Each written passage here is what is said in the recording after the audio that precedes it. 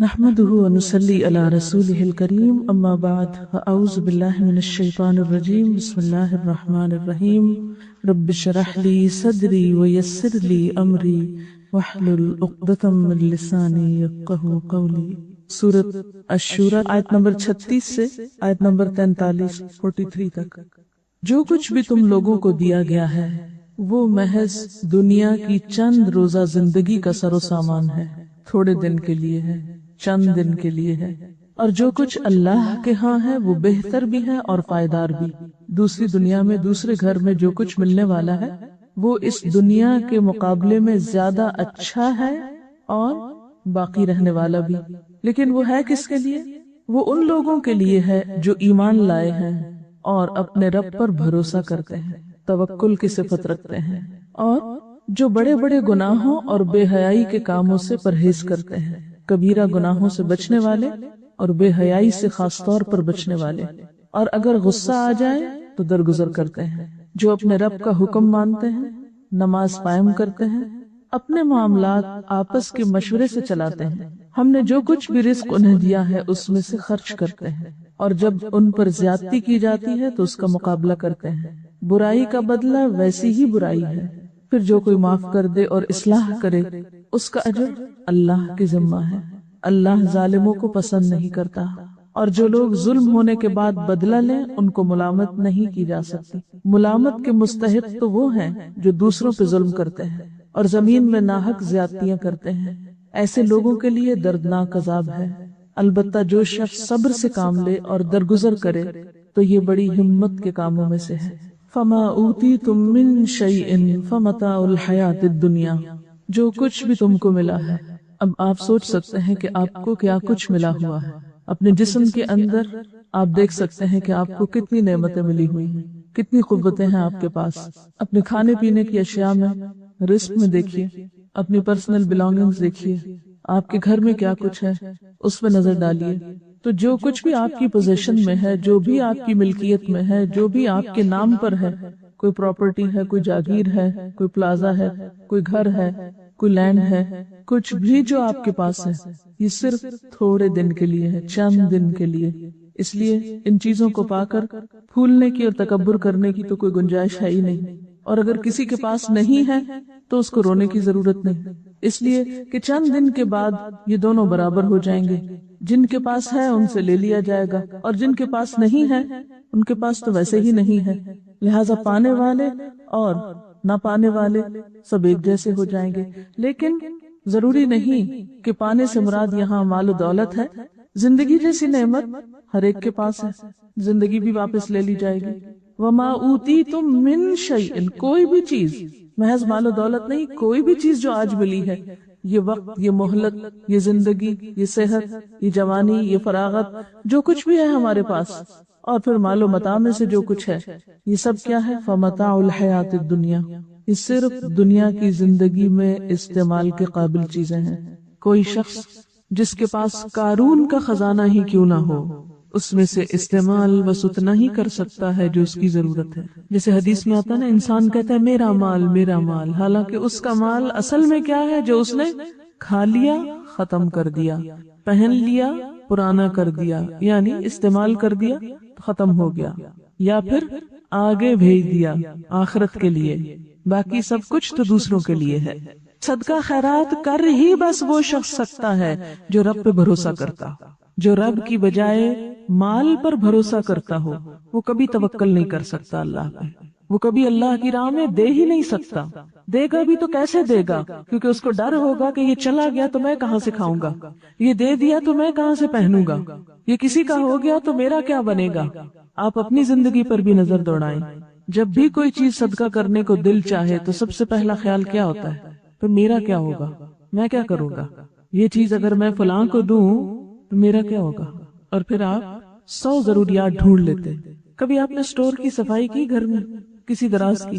پہلے آپ تنگ آتے ہیں چیزوں سے اور آپ سوچتے ہیں میں نے ان سب کو نکال دینا ہے، پھر آپ دراز صاف کرتے ہیں، چیزیں نکالتے ہیں، چھانتے پٹکتے، پھر آپ دوبارہ رکھنے لگتے، پھر آپ کہتے ہیں یہ اس کام آئے گی، یہ حصہ آئے گی، یہ حصہ آئے گی، ایسا کوڑ کباڑ دوبارہ سارے کا سارا ایز اٹ از سیٹ ہو کے دوبارہ دراز میں آ جائے، سٹور میں آ جائے، سمٹ جاتا ہے نا۔ جب بکھرا ہوتا ہے تو انسان تنگ آتا ہے، کیا بلا ہے.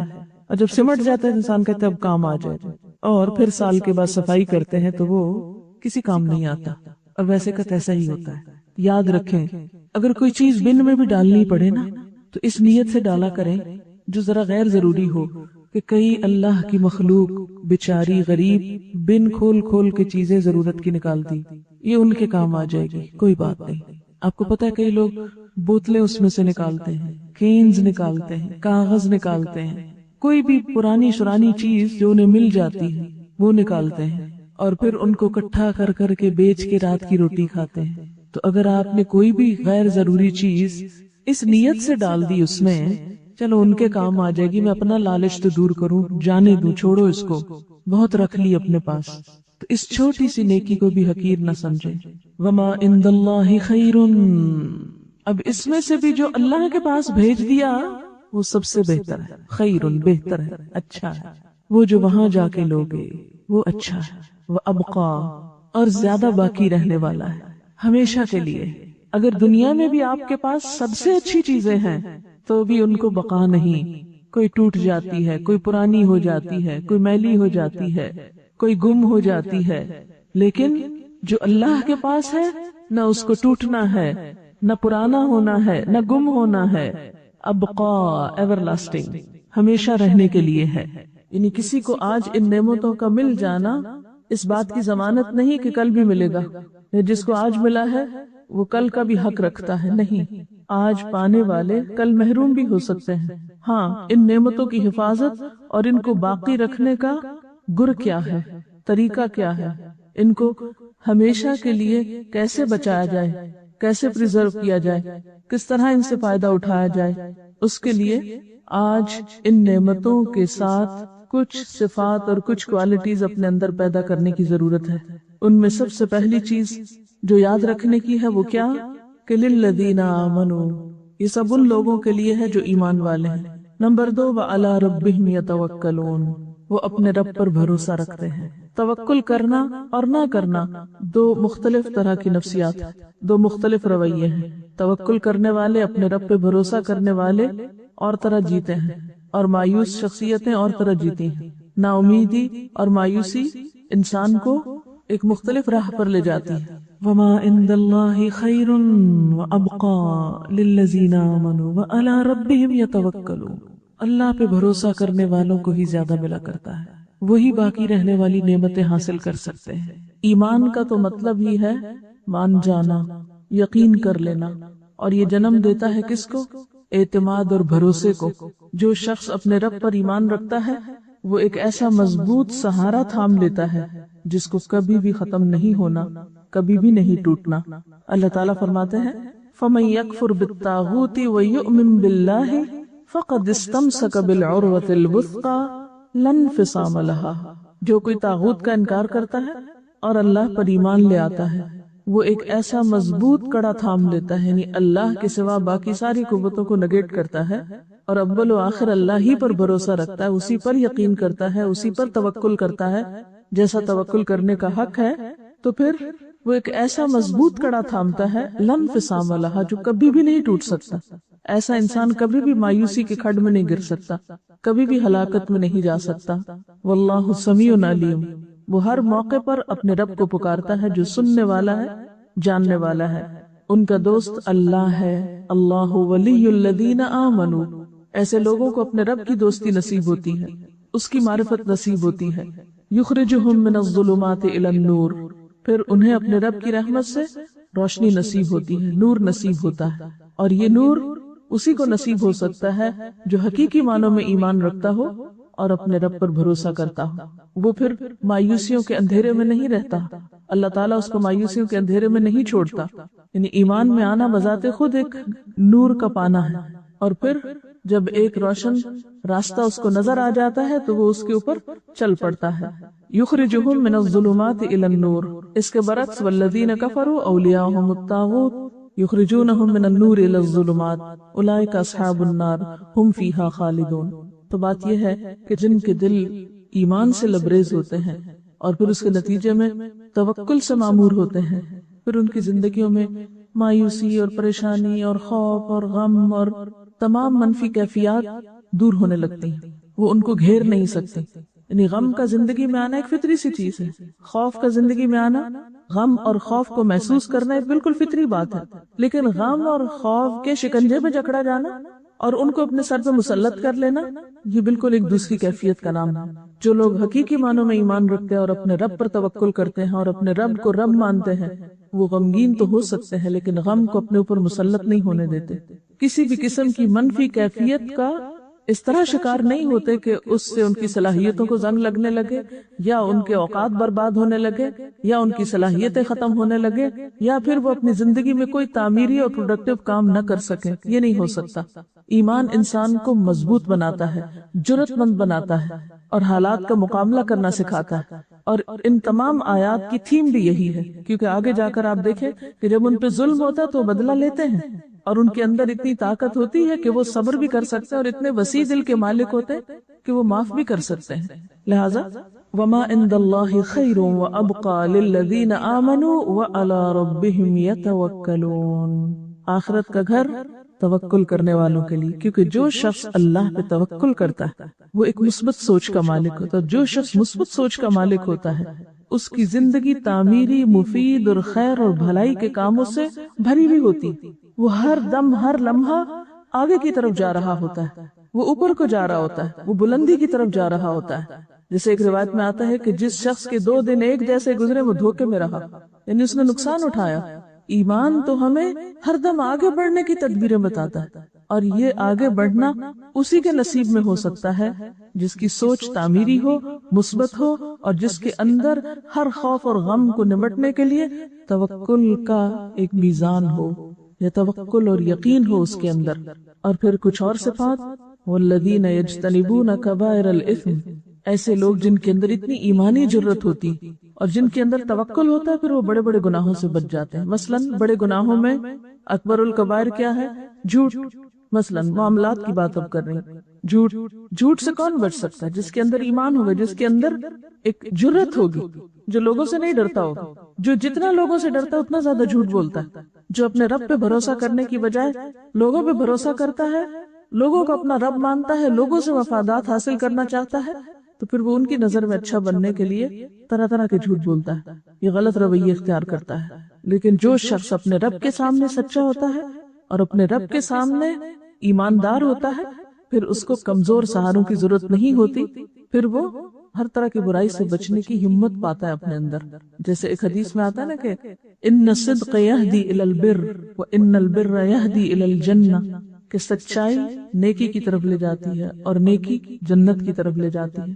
وان الرجل لیصدق حتی یکتب عند اللہ صدیقا، اور ایک انسان سچ بولتا رہتا ہے یہاں تک کہ اللہ کے ہاں صدیق لکھ لیا جاتا ہے. وان الکذب یہدی الی الفجور وان الفجور یہدی الی النار، اور جھوٹ برائی کی طرف لے جاتا ہے اور برائی جہنم کی طرف لے جاتی ہے.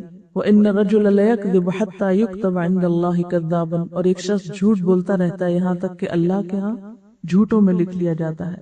وَالَّذِينَ يَجْتَنِبُونَ كَبَائِرَ الْإِثْمِ، اور وہ لوگ جو اجتناب کرتے ہیں بڑے بڑے گناہوں سے، کبیرہ گناہوں سے. وَالْفَوَاحِشَ، اور بے حیائیوں سے. وَإِذَا مَا غَضِبُوا هُمْ يَغْفِرُونَ، اور جب غضبناک ہوتے ہیں تو معاف کر دیتے ہیں.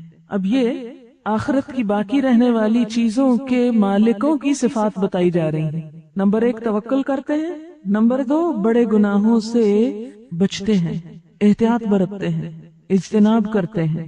بل فواحشہ، فاحشہ کہتے ہیں کھلی برائی کو، صریح برائی. فواحش سے اجتناب کرتے ہیں یعنی گناہ اور بے حیائی کے کاموں سے پرہیز کرتے ہیں. وَإِذَا مَا غَضِبُوا، اور جب وہ غضبناک ہوتے ہیں، ہم یغفرون، تو وہ معاف کر دیتے ہیں. جیسے پیچھے پڑھ چکے ہیں وَالْكَاظِمِينَ الْغَيْظَ وَالْعَافِينَ عَنِ النَّاسِ، لوگوں سے درگزر کرنا ان کے مزاج اور طبیعت کا حصہ ہے. جنت والوں کے مزاج میں ہے یہ بات کہ وہ لوگوں کے قصوروں سے درگزر کر جاتے ہیں. ان کے مزاج میں انتقام اور بدلہ نہیں. آپ صلی اللہ علیہ وسلم کے بارے میں آتا ہے کہ آپ نے اپنی ذات کے لیے کبھی بدلہ نہیں لیا. ہاں، اگر اللہ کی حدوں میں سے کسی حد کو توڑا جاتا تو وہ آپ کے لیے ناقابل برداشت تھا. یہ بخاری کی روایت ہے. اللہ کی حدود کا سب سے زیادہ لحاظ رکھتے تھے، اس پہ آپ نے حد بھی جاری کی، سزا بھی دی، کوڑے بھی مروائے، رجم بھی کروایا. ہاتھ بھی کٹوائے کیونکہ وہ اللہ کی حد توڑی گئی تھی.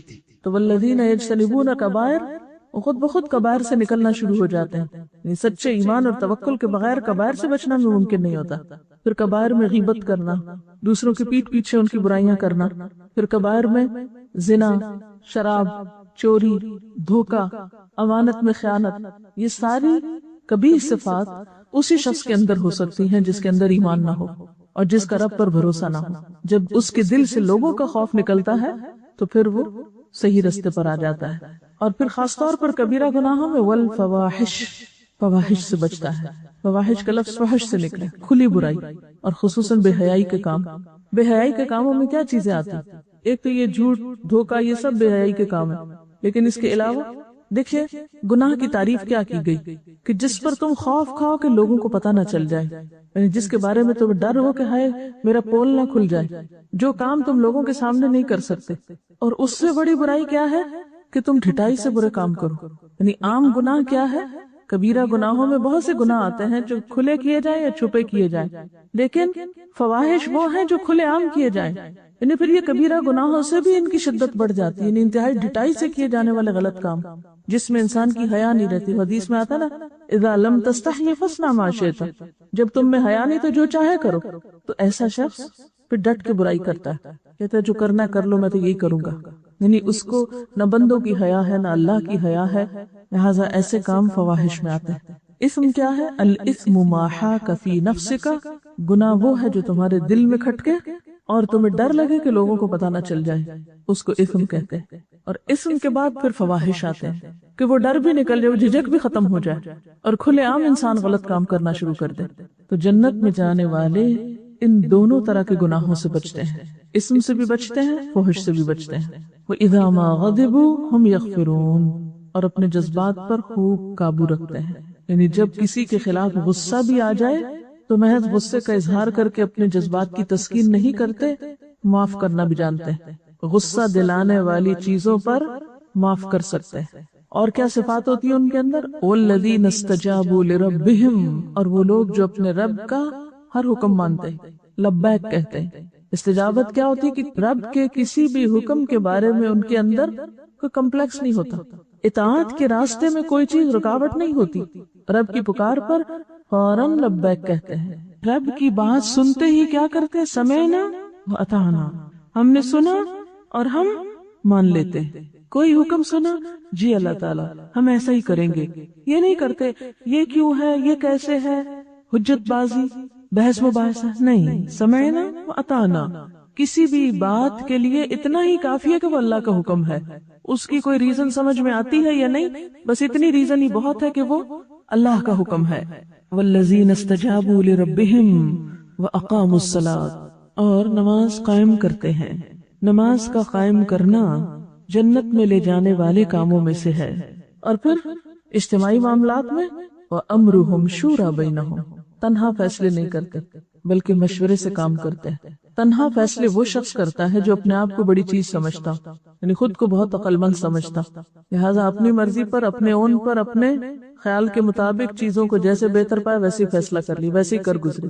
لیکن ایمان والوں کی صفت یہ نہیں ہوتی اور اس چیز کو اپنے خلاف نہیں سمجھتے.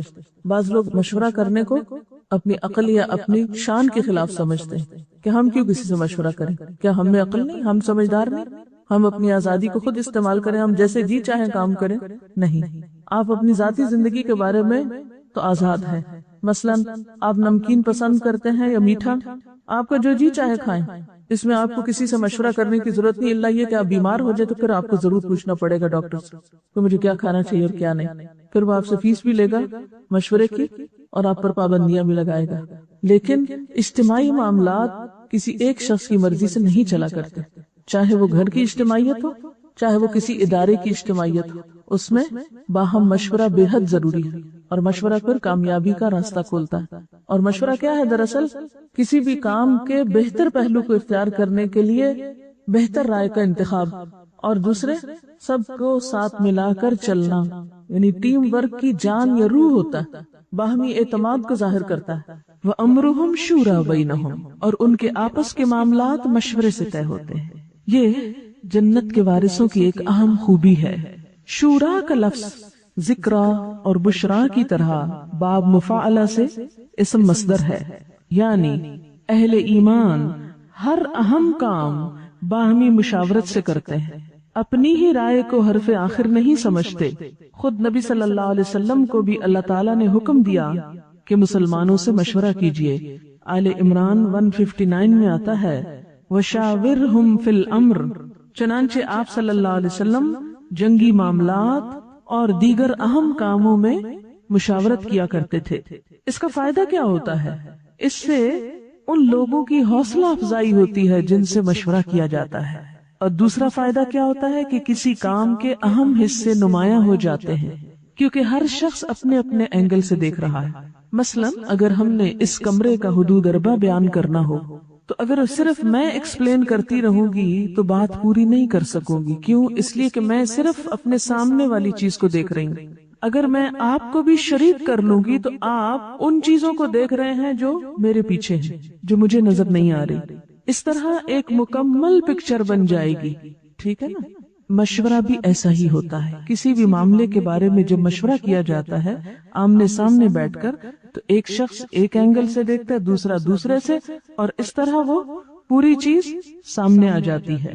اور ہم دیکھتے ہیں کہ نبی صلی اللہ علیہ وسلم نے زندگی کے بہت سارے معاملات میں مشورے کیے۔ اس کے بعد صحابہ کرام کا بھی یہی طریقہ تھا۔ حضرت عمر رضی اللہ تعالی عنہ جب نیزے سے زخمی ہو گئے اور زندگی کی کوئی امید باقی نہ رہی تو امر خلافت کی مشاورت کے لیے 6 آدمی نامزد فرمائے۔ حضرت عثمان، حضرت علی، طلحہ، زبیر، سعد اور عبد الرحمن بن عوف۔ انہوں نے باہم مشورہ کیا اور آپس میں مشورے کے علاوہ اور لوگوں سے بھی مشورہ کیا، اور اس طرح حضرت عثمان کو خلافت کے لیے نامزد کر دیا گیا۔ بعض لوگ یہ سمجھتے ہیں کہ قومی اور اجتماعی سطح پر ہو تو مشورے سے مراد جمہوریت ہے۔ نہیں، اس لیے کہ جمہوریت میں ہر کہ و میں سے مشورہ کیا جاتا ہے، جو بھی سلیکٹ ہو کے آ جائے، خواہ وہ اس چیز کا اہل ہو یا نہ ہو۔ اب آپ دیکھیں کہ اس وقت دنیا میں جہاں جہاں جمہوریت ہے، پارلیمنٹ موجود ہے، وہاں پر جو ممبرز ہوتے ہیں، MNAs ہوتے ہیں، مختلف علاقوں سے آئے ہوئے، ان میں سے اکثریت ایسی ہوتی ہے جو امور مملکت کو، دنیا کے حالات کو کچھ بھی نہیں جانتے ہوتے۔ کسی کام کو کیسے چلانا ہے، کیسے کرنا ہے، ان کے پاس کوئی تجربہ نہیں ہوتا۔ ان کا سب سے بڑا کریڈٹ یہ ہے کہ وہ لوگوں کے پسندیدہ شخصیتیں، لوگوں نے انہوں نے بھیج دیا ہے، وہ آگے جا کے کیا کرتے ہیں کیا نہیں کرتے کچھ خبر نہیں۔ کئی ایک لوگ تو پڑھنا لکھنا بھی نہیں جانتے، کئی ایک لوگ دنیا کی تو کیا اپنے آپ کی خبر نہیں رکھتے، اس لیے وہ جو نظام پھر چلاتے ہیں وہ آپ کے سامنے ہے۔ اگر آپ نے ایک بلڈنگ بنانی ہے تو مشورہ ٹانگے والے سے کریں گے، فلمی اداکار سے کریں گے، کیونکہ یہاں تو کھلاڑی بھی آ رہا ہے، اداکار بھی آ رہا ہے، ٹانگے والا بھی آ رہا ہے، کاشتکار بھی آ رہا ہے، اسمبلی کا ممبر بن کے مشورے دینے لگے ہیں یہ لوگ حکومت چلانے کو۔ تو بلڈنگ بنانے کے لیے تو آپ کو مشورہ کرنا ہے کس سے؟ آرکیٹیکٹ سے، انجینئر سے، متعلقہ افراد سے، اور ملک چلانے کے لیے مشورہ کر رہے ہیں آپ ان حضرات سے۔ خیر میرا فیلڈ نہیں ہے سیاست، اس لیے زیادہ بات نہیں کروں گی، جو فیلڈ نہ ہو اس پر زیادہ نہیں بولنا چاہیے۔ بہرحال وَأَمْرُهُمْ شُورَى بَيْنَهُمْ، مشورے کا جب اللہ نے حکم دیا، اور یہ دیکھیں ان صفات میں سے ہے جو جنت میں لے جانے والی ہیں۔ اس کو معمولی صفت نہ سمجھے، یہاں پر معمولی چیز نہ لیں اس کو کہ ٹھیک ہے دل چاہے گا مشورہ کریں گے، نہیں تو نہیں صحیح، نہیں، آپ کو کرنا ہے اگر آپ جنت میں جانا چاہتے ہیں۔ اب آپ دیکھیں کہ مشورہ جہاں کرنا ضروری ہے وہاں ہر معاملے اور ہر چیز میں بھی نہیں کرنا ہوتا۔ مثلا میں کھانا کھاؤں کہ نہ، اس پر مشورے کی نہیں ضرورت، نماز پڑھوں یا نہ۔ اگر آپ اکثریت کہہ دیں گے مجھے نماز پڑھنی چاہیے تو میں پڑھ لوں گی، اگر آپ کہیں نہیں آپ کو کوئی بات نہیں، آج آپ نہ پڑھیں تو میں کو نہیں، میں نہیں پڑھ رہی، سب نے مجھے مشورہ دیا تھا نماز نہ پڑھنا، تو اللہ تعالیٰ آپ نے کہا تھا مشورہ کرنا۔ تو ایسے معاملات میں مشورہ نہیں ہے۔ مشورہ ایسے معاملات میں ہے کہ جس کا تعلق اجتماعیت سے ہے، زیادہ لوگوں کے مفاد سے ہے، 2 یا 2 سے زائد لوگوں کے مفاد میں جو چیز ہے، اور پھر اس میں کوئی بھی شخص اگر اجتماعی فائدوں کو یا اجتماعی کام کو صرف اپنی منمانی اور ون وے ٹریفک کے طریقے سے کسی گاڑی کو دھکیلنا چاہے تو ہو سکتا ہے وہ منزل تک نہ پہنچائے۔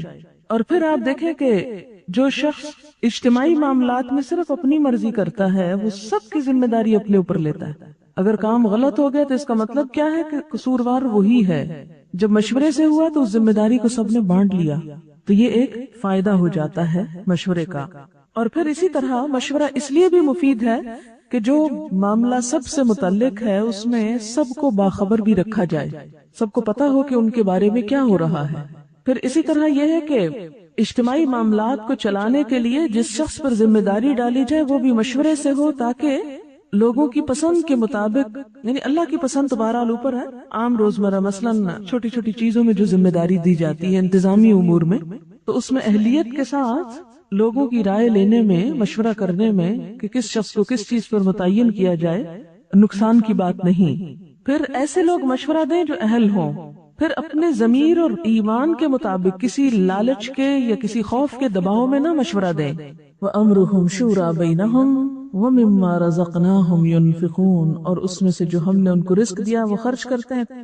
رزق کا خرچ کرنا کچھ تو اس میں فرائض کی ادائیگی میں سے ہے جیسے زکوٰۃ وغیرہ، کچھ صدقات ہیں جو انسان اپنے دل کی خوشی سے کرتا ہے، اور اس میں لَن تَنَالُوا الْبِرَّ حَتَّى تُنْفِقُوا مِمَّا تُحِبُّونَ، اپنی پسندیدہ ترین چیزوں میں سے خرچ کرنا. اور پھر خاص طور پر اپنی غلطیوں کے کفارے کے لیے، گناہوں کے ازالے کے لیے، مصیبتوں کو ٹالنے کے لیے، کیونکہ ہر گناہ مصیبت کا سبب ہوتا ہے. تو جب ان کو احساس ہوتا ہے کہ انہوں نے کوئی بھی کام غلط کیا ہے تو اس موقع پر بھی وہ صدقہ کرتے ہیں. یعنی صدقہ مومن کی عادات میں سے ہونا چاہیے، یعنی ہر روز کچھ نہ کچھ صدقہ کرنا چاہیے. اگر مال میں سے کچھ بھی نہیں پاتے، حالانکہ ایسا نہیں ہے کہ کچھ بھی نہیں پاتے، اگر آپ کے پاس 2 لقمے ہیں کھانے کو تو آپ ایک یا آدھا کسی اور کو بھی دے سکتے ہیں. جیسے نبی صلی اللہ علیہ وسلم فرمایا کہ آگ سے بچنے کی فکر کرو، خاک کھجور کا آدھا ٹکڑا ہی کیوں نہ ہو. پوری کھجور نہیں خرچ کر سکتے تو آدھی سے. اب ہم میں سے کتنے لوگ ہیں جو مثلاً کلو بھر 2 کلو بھر کھجوریں خرید کے اپنے گھر رکھ سکتے ہیں، اور جب گھر سے نکلے تو اپنی جیب میں تھوڑی سی لے چلیں، رستے میں جو بھی نظر آئے اس کو آفر کرتے چلے جائیں. آسان طریقہ ہے صدقہ کرنے کا. لیکن عموماً ہم اس طرف توجہ نہیں کرتے کہ ہر روز صدقہ کرنا چاہیے. یہ چھوٹی سے چھوٹی چیز بھی صدقہ کی جا سکتی، کیونکہ ہم کوتاہیاں روز کرتے ہیں، ہم غلطیاں روز کرتے ہیں، لہذا ہمیں روزانہ صدقہ کرنے کی ضرورت.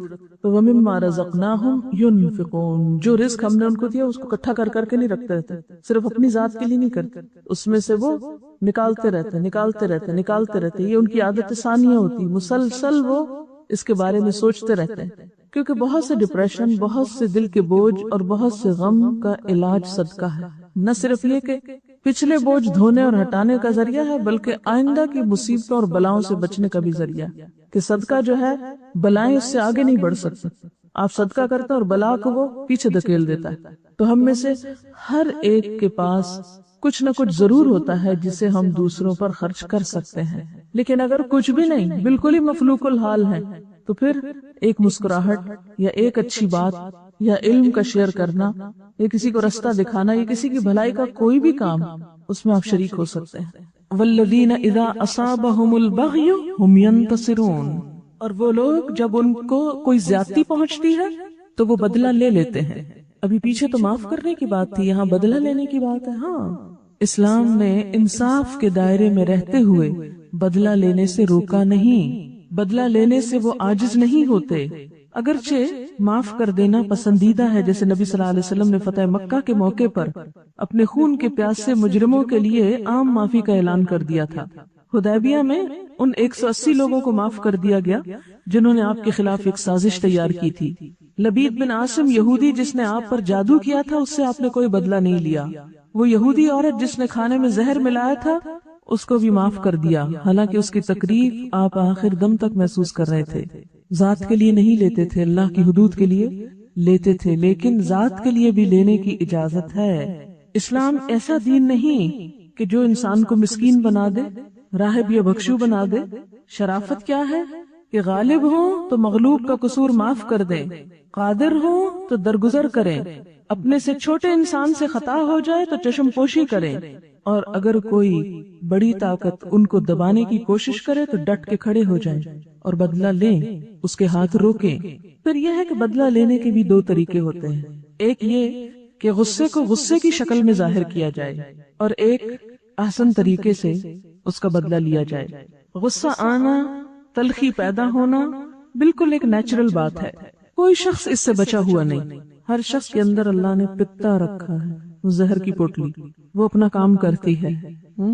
لیکن اظہار کا طریقہ دوہرا ہو سکتا ہے. ایک یہ کہ غصے کو غصے کی شکل میں ظاہر کیا جائے، دوسرا یہ کہ غصے کو برداشت کی شکل میں ظاہر کیا جائے. اب اس کا مطلب کیا ہے کہ غصے کو جب ہم آپے سے باہر ہو کے ظاہر کرتے ہیں تو اس سے کام خراب ہوتے ہیں. مثلا آپ شدید غصے میں بول رہے ہیں، کسی کو کیا سمجھ آئے گی؟ چیخ چلا کے رو کے بول رہے ہیں، اگلے کے پلے ہی نہیں کوئی بات پڑے گی. اور ایک یہ ہے کہ غصہ ہے آپ ظاہر کر رہے ہیں لیکن ایک فرم انداز میں، جس سے دوسرے کو بات سمجھ میں بھی آ جائے، لیکن ری ایکشنری ہو کر نہیں. اس میں عموماً کیا ہوتا ہے؟ نقصان ہو جاتا ہے، کیونکہ جب آپ ری ایکشن ایسا کرتے ہیں تو دوسرے کو اور بھڑکا دیتے ہیں. وہ اگر طاقتور ہے تو آپ پہ اور ظلم کا اندیشہ ہے. اب یہ ساری صفات ہیں اہل جنت کی کہ جو جنت میں جائیں گے ان کے اندر یہ تمام صفات ہونی چاہیے. یہ کرائیٹیریا آپ کو میٹ کرنا ہے. مثلاً آپ کسی دوسرے ملک میں جا کر رہنا چاہتے ہیں، امیگریشن چاہتے ہیں، تو اس کے لیے آپ کو ایک سرٹن کرائیٹیریا میٹ کرنا پڑتا ہے. آپ کو کچھ ضروری چیزیں فراہم کرنی پڑتی. تو جنت کی امیگریشن کے لیے بھی، یہاں سے وہاں جانے کے لیے بھی آپ کے اندر ایک مخصوص کردار کا ہونا بے حد ضروری ہے. وہاں کے ویزا کے لیے بھی کچھ ضروری شرائط اور ریکوائرمنٹس ہیں. اگر آپ وہ پورا نہیں کرتے تو اندر جانے کے مستحق نہیں. اور ان میں سے یہ تمام چیزیں، جن میں سے ایک اہم چیز والذین اذا اصابہم البغی هم ینتصرون، کہ جب ان کے ساتھ کوئی زیادتی کرتا ہے تو بدلہ لیتے ہیں. عام حالات میں ہمیں کیا کہا گیا ہے کہ درگزر کرو، معاف کر دو. لیکن جہاں انسان یہ دیکھے کہ محض معاف کرنے سے دوسرے کی اصلاح نہیں ہو سکتی تو وہاں ایک حد کے اندر رہتے ہوئے وہ بدلہ لے سکتا ہے. لیکن کس طرح؟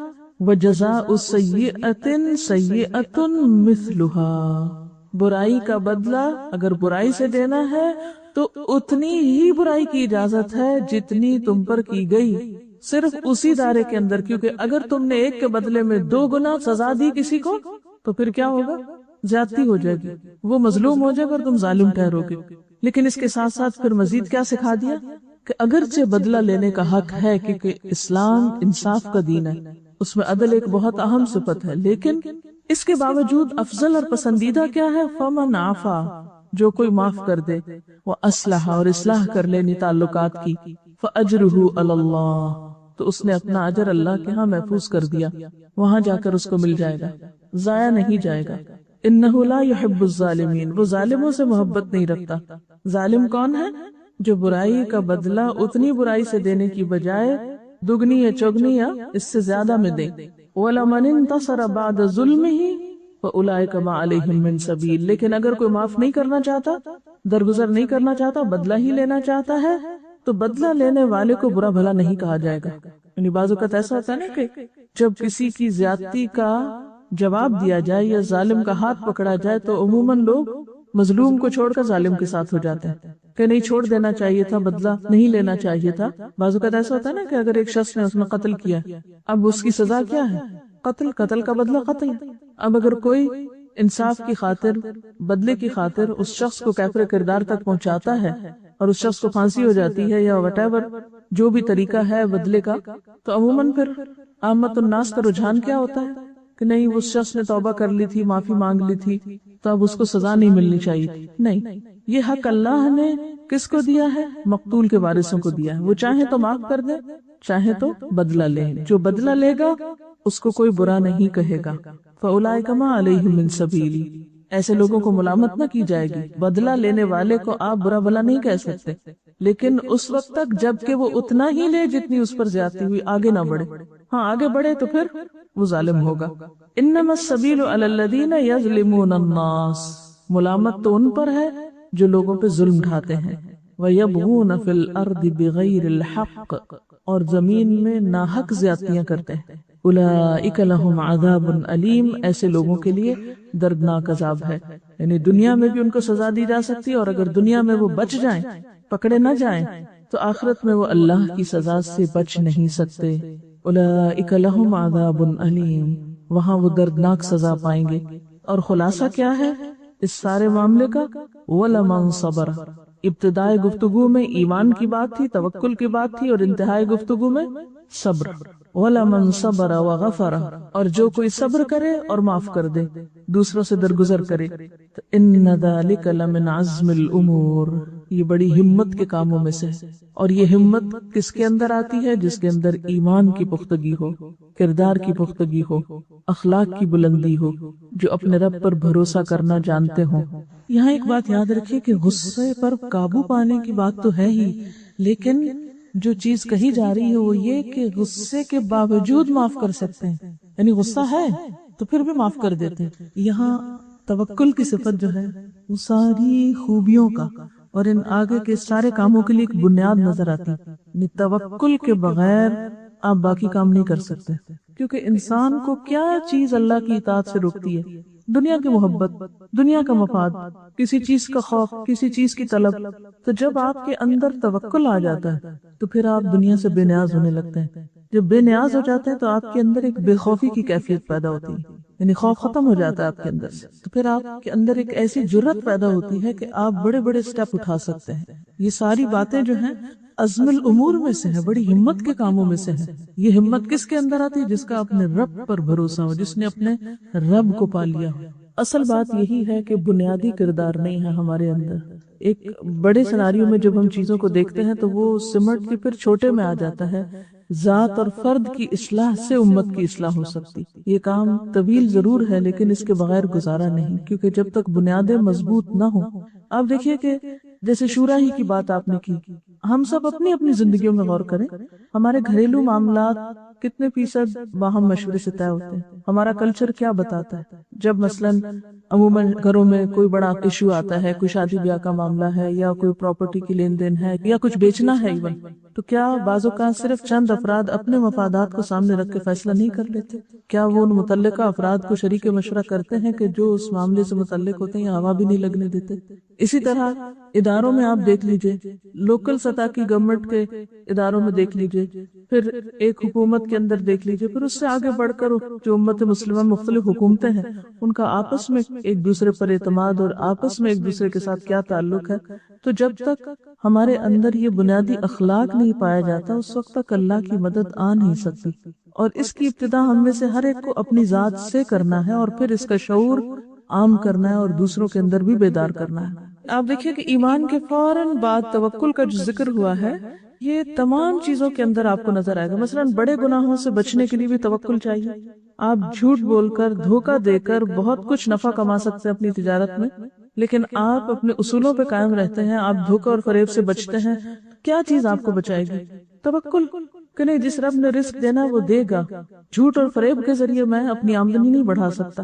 اسی طرح باقی گناہوں سے بچنا، فواحش سے بچنا، پھر اسی طرح یہ جتنی بھی اگلی صفات ہیں، حتیٰ کہ نماز کے اندر بھی آپ دیکھیے، بعض اوقات ہم نماز کیوں مختصر کر دیتے ہیں، یہ کیوں جلدی پڑھتے ہیں کہ ہمیں کوئی اور فائدہ یاد آ رہا ہوتا ہے کہ وہ فلاں کام ہمارا چھوٹ جائے گا، فلاں کام رہ جائے گا، تو میں جلدی سے فلاں نفع کو حاصل کر لوں۔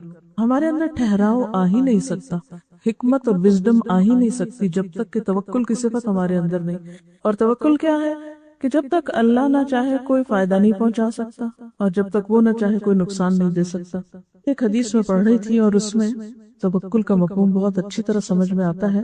قال رسول اللہ صلی اللہ علیہ وسلم لابن عباس، رسول اللہ صلی اللہ علیہ وسلم نے ابن عباس سے کہا، یا غلام، اے بچے، انی اعلمک کلمات، میں تمہیں چند باتیں سکھاتا ہوں۔ اب آپ یہ بھی دیکھ لیجئے کہ آپ صلی اللہ علیہ وسلم کی تعلیم صرف بزرگوں کے لیے نہیں تھی، ٹین ایجرز کے لیے بھی تھی۔ غلام جو ہے ٹین ایجر کو کہتے ہیں، ان کو بھی آپ نے تعلیم دی اور ان کو بھی براہ راست سکھایا۔ اور آپ دیکھیے کہ ایک غلام جو ہے، غلام سے مراد یہاں یعنی 13-14 سال کا بچہ ہے، تو اس کو آپ دیکھیے کہ کتنی زبردست بات سکھا رہے ہیں، اور اس ایج میں سکھا رہے ہیں کیونکہ یہی وہ ایج ہوتی ہے کہ جس میں توکل نام کی اور اعتماد اور یکسوئی نام کی کوئی چیز نہیں ہوتی۔ انسان بہت ہی ایک ایسے لاؤبالی پن سے گزر رہا ہوتا ہے کہ جس میں اس کے لیے زندگی توکل اور ٹھہر کے چلنے اور سوچ سمجھ کے کام کرنے کا نام نہیں ہوتی۔ بہرحال کہتے ہیں احفظ اللہ یحفظ کا، آپ صلی اللہ علیہ وسلم نے فرمایا کہ تم اللہ تعالیٰ کو یاد رکھو، وہ تمہاری حفاظت کرے گا۔ احفظ اللہ تجدہ تجاہک، اللہ کو یاد رکھو تم اسے اپنے سامنے پاؤ گے۔ اذا سألت فاسأل اللہ، جب تم سوال کرو تو اللہ سے کرو، جب مانگو تو اللہ سے مانگو۔ وَإِذَا اسْتَعَنْتَ فَاسْتَعِنْ بِاللَّهِ، اور جب مدد طلب کرو تو اللہ ہی سے مدد مانگو۔ وَعَلَمْ، اور یاد رکھو، أَنَّ الْأُمَّةَ لَوْ اجْتَمَعَتْ، اگر سارے لوگ اس بات پہ اکٹھے ہو جائیں الا ان ينفعوك بشيء کہ تمہیں کسی چیز میں کوئی فائدہ پہنچا سکے، لم ينفعوك الا بشيء قد كتب الله لك، مگر اتنا ہی فائدہ دے سکتے ہیں جتنا اللہ نے تمہارے حصے میں لکھ دیا، اس سے آگے کوئی نہیں فائدہ دے سکتا۔ وَإِنِ اجْتَمَعُوا عَلَىٰ أَن يَضُرُّوكَ بِشَيْءٍ، اور اگر وہ سارے اکٹھے ہو جائیں کہ تمہیں کوئی نقصان دے دے، لم يضروك الا بشيء قد كتبه الله عليك، تو وہ تمہیں ہرگز بھی نقصان نہیں دے سکتے مگر وہی جو اللہ نے تمہارے لیے لکھ دیا۔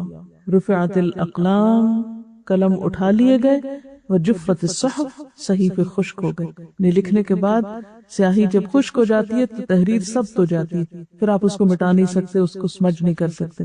تو یہ ساری حدیث ہمیں کیا سکھاتی ہے؟ توکل سکھاتی۔